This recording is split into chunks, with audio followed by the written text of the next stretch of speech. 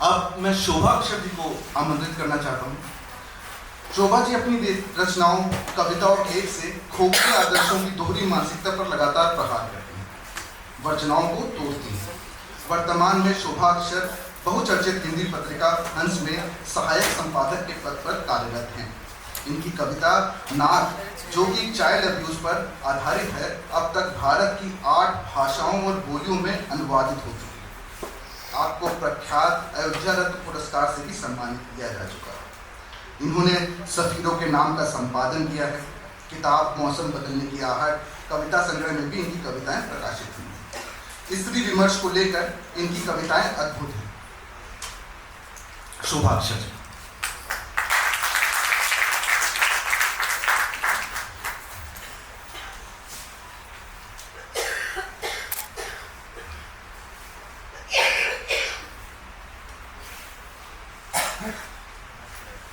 आप सभी को मेरा नमस्कार।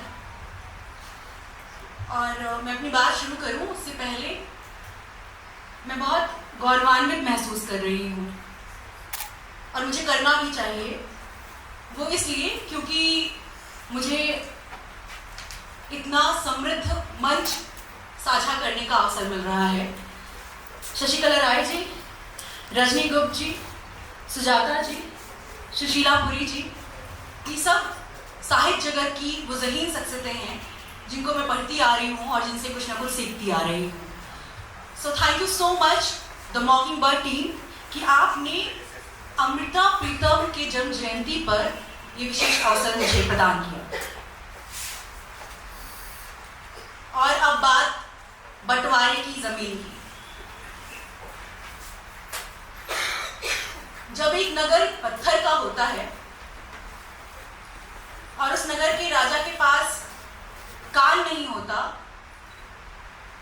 और तो और उस नगर की प्रजा के पास आवाज नहीं होती, तो फिर बंटवारे की जमीन तैयार होती है।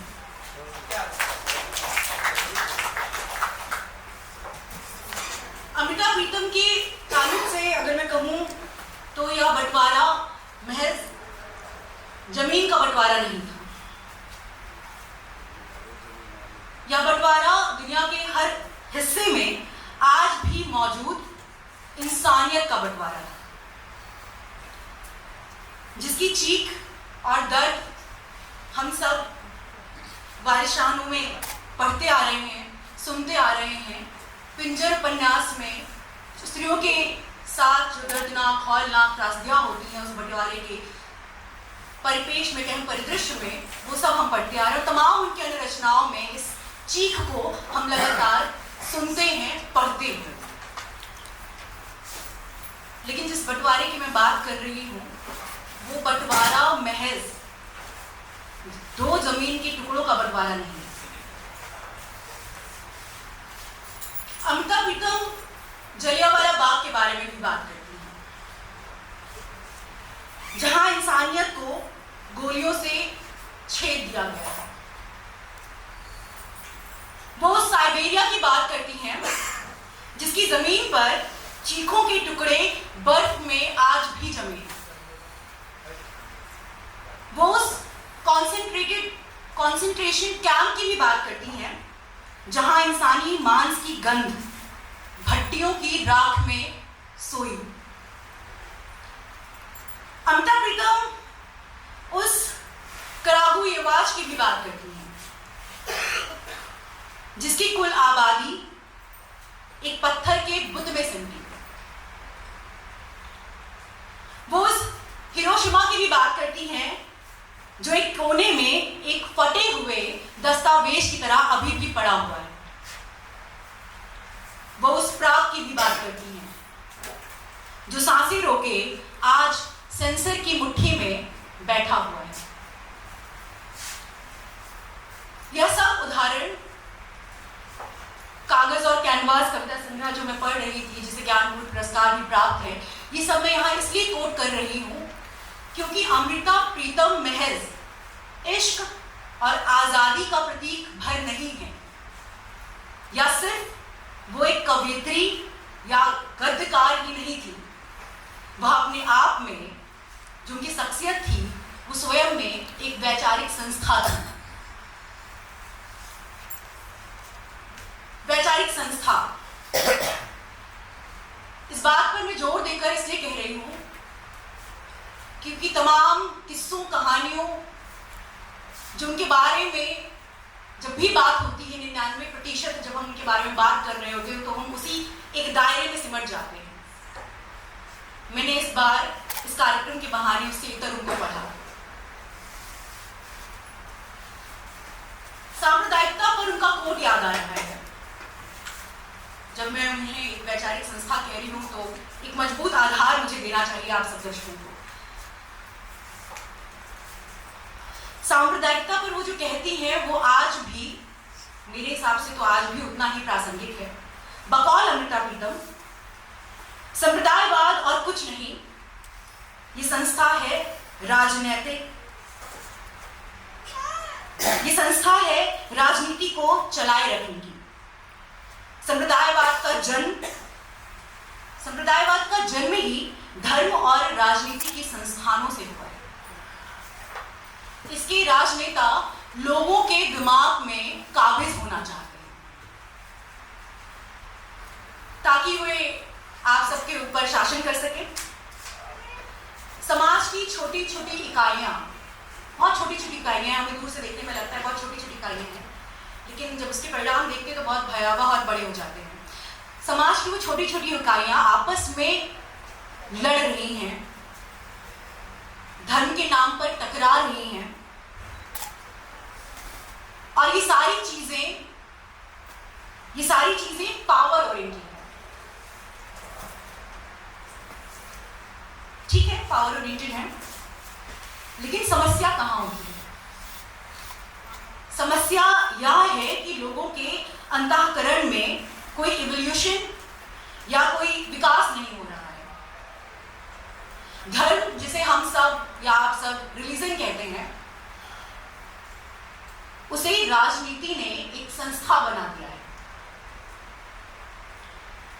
इसलिए तनाव बढ़ता चला जा रहा है, तनाव लगातार बढ़ता चला जा रहा है, और तनाव बढ़ने की वजह से आपस में लोग टकराते हैं, और जब इंतहा हो जाती है, स्थिति बद से बदतर हो जाती है, तो उसी तनाव में लोग हिंसक भी हो जाते हैं। अमृता प्रीतम का मानना है कि आध्यात्म का हिंसा से कोई सरोकार नहीं है और हो भी नहीं सकता। तो हो क्या रहा है कि हम सब अध्यात्म के बारे में जिस छलावे में हैं, उसमें अध्यात्म को जानने के बजाय संस्थागत धर्म में अपने आप को स्वाहा कर रहे हैं। ये बकौल अमृता प्रीतम संप्रदायवाद की परिभाषा थी उनके अकॉर्डिंग। अब आप देखिए कि तमाम मेरे पास उदाहरण हैं जहां पर वो गंभीर विषयों पर अपनी अभिव्यक्ति को पूरी जिम्मेदारी के साथ रखती हैं। अभिव्यक्ति शब्द आया तो मैं यह जोड़ना चाहती हूं कि साहित्य में जब जब अभिव्यक्ति को लेकर नई नई क्रांतियां हुई, level A, level B, level C, महिला लेखन में एक अलग अभिव्यक्ति की क्रांतियां चल रही होती है। आई डोंट नो कि हमने कब चाइल्ड अब्यूज के बारे में पहले बात करना शुरू किया, सेक्सुअल ओरिएंटेशन के बारे में कब सबसे पहले बात करना शुरू किया। वो एक स्तर के बाद आता गया। तो जब जब अभिव्यक्ति के बारे में नई नई क्रांतियां आई, तब तब महिला लेखन में जो शख्सियतें उभरी, हमारी ओर से अमृता प्रीतम सबसे प्रमुख आवाज थी।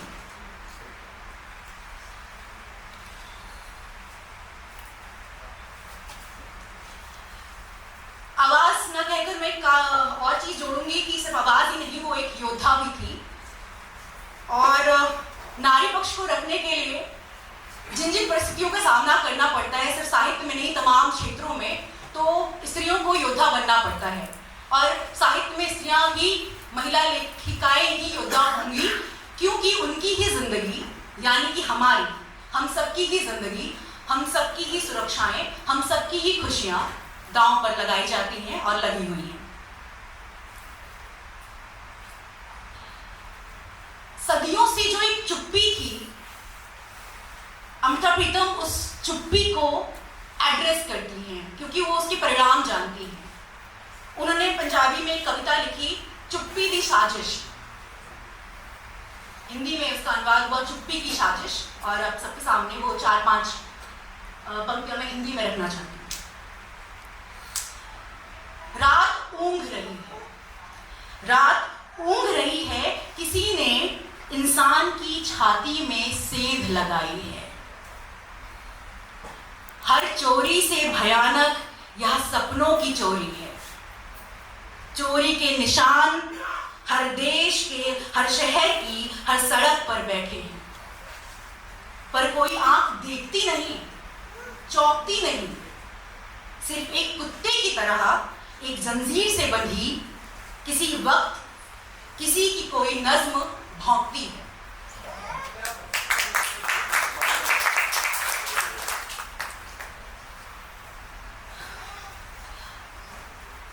अमृता को पढ़ते हुए जब मैं ये नहीं कहूंगी कि मैंने संपूर्ण उनका पढ़ लिया, लेकिन जितना मैंने पढ़ा, एक चीज जो मूल रूप में केंद्र पर मेरे जहन में बार बार कौंध रहा था, वो ये कि जैसे अमृता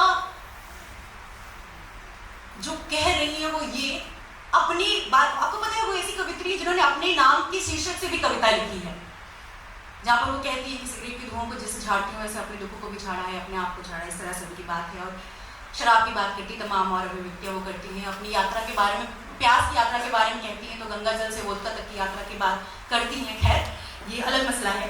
जहाँ जो मैं अभी बात कर रही हूँ वो ये बात कर रही हूँ कि जो मूल में मेरे जहन में कौंधता है वो ये कि स्त्रियोचित और पुरुषोचित कार्यों के बीच के अंतर के विविध को हम अभी पार नहीं पाए हैं। मुझे नहीं लगता कि हम शायद उस पर खुलकर बात भी करते हैं। ये काम स्त्रियों के हैं, ये काम पुरुषों के हैं, और इसके साथ उन सारे कामों के नेपथ्य में रूढ़िवादी अवधारणाओं को जोड़कर उसको समाज का एक जरूरी हिस्सा बना देना, इसे मैं एक साजिश की तरह ही देखती हूँ, जैसे अमृता प्रीतम भी देखती थी।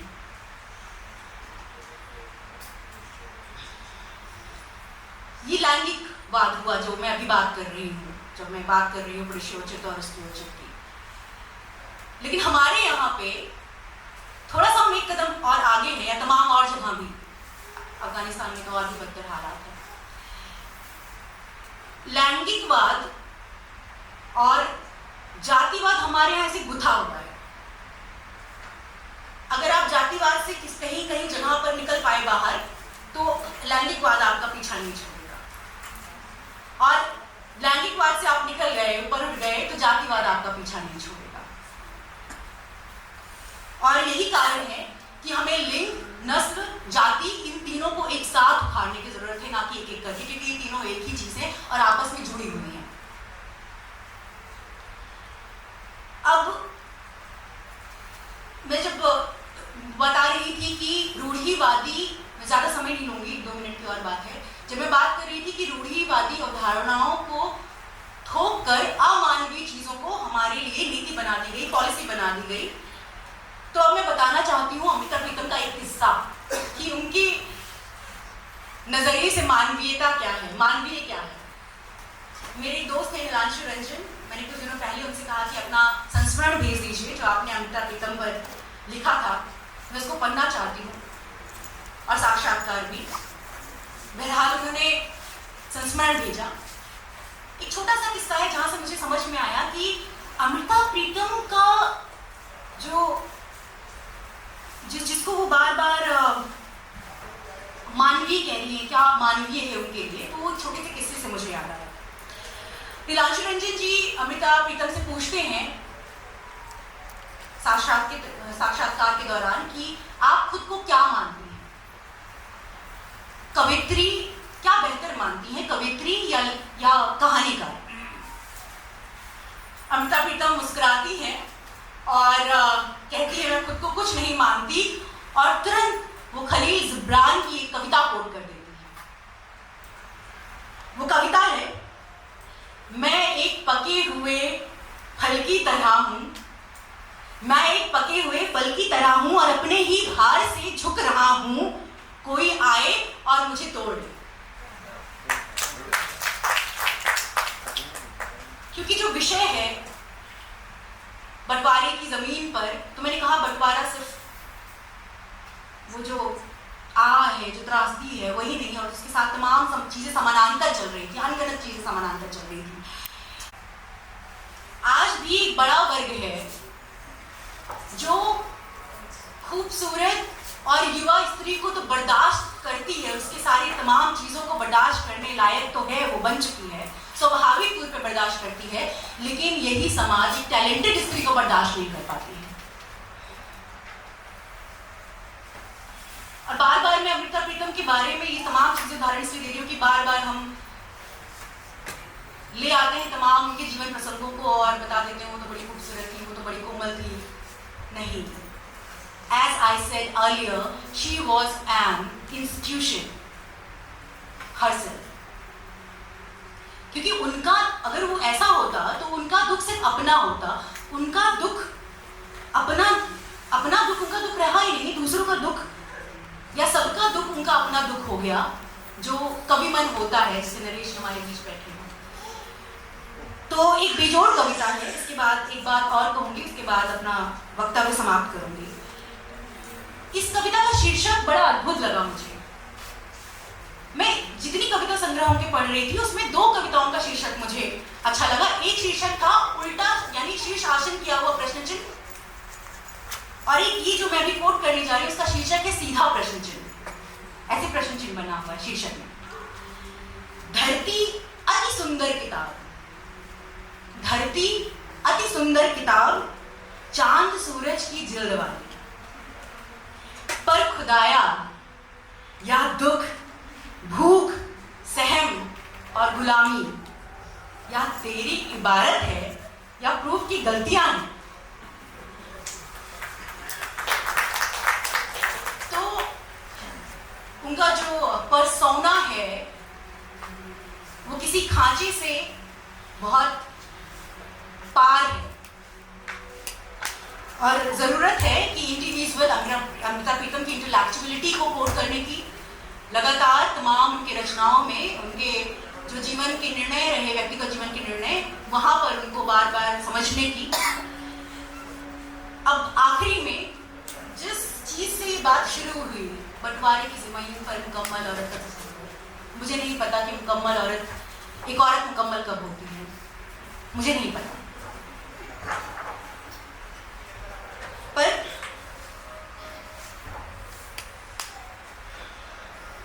जिस बात से मैं अपनी बात समाप्त कर रही हूं उसको सुनिएगा, और पूरे मेरे वक्तव्य का मुझे ऐसा लगता है, या अमृता प्रीतम के जीवन, ये तमाम अमृता प्रीतम से जैसी तमाम इसमें चुका, ये तमाम और लोग रहे, अमन टोपी, तमाम लोग जो स्त्री मन को समझते थे, वो तमाम पुरुष साहित्यकार भी इसी दर्द को लेकर लिखते रहे, और अंततः वो यही दर्द लेकर चले भी गए। एक किताब है सेक्स एंड वर्ड पीस, तमाम लेखिकाओं ने मिलकर ये किताब लिखी है। वैलेरी एम हडसन, मैरी कैपेरोली, जोना ली बोवेल, रोज मैकडर्मॉट।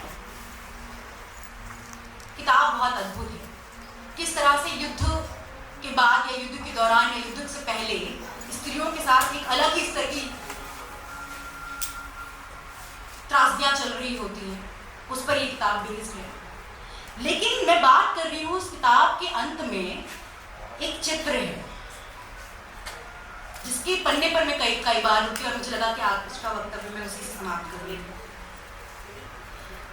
वहां पर मानव नस्ल दो पंखों वाली चिड़िया है, मानव की तस्वीर बनी है जिसका नस्ल दिखाया गया है कि ये दो पंखों वाली चिड़िया है। जब तक स्त्रियों के विरुद्ध हिंसा की घटनाएं होती रहेंगी, एक पंख टूटा और जख्मी ही रहेगा। जब वह पंख घाव भरने के बाद अपनी प्राकृतिक मजबूती प्राप्त कर लेगा, तभी हम मनुष्यों के रूप में उड़ान भर पाएंगे, और तभी हम सब ऊंचाइयों को छू पाएंगे। इस चीज को समझने की जरूरत है आज इस विशेष मौके पर। और अब अपने संबोधन को समाप्त करती हूँ और बताती हूँ अमृता प्रीतम का वो पता, जहाँ पर मैं उनसे अक्सर मुलाकात करती रहती हूँ। जहाँ भी आज़ाद रूह की झड़प पड़े समझना वह अमृता प्रीतम का घर है। बहुत बहुत शुक्रिया, बहुत बहुत धन्यवाद।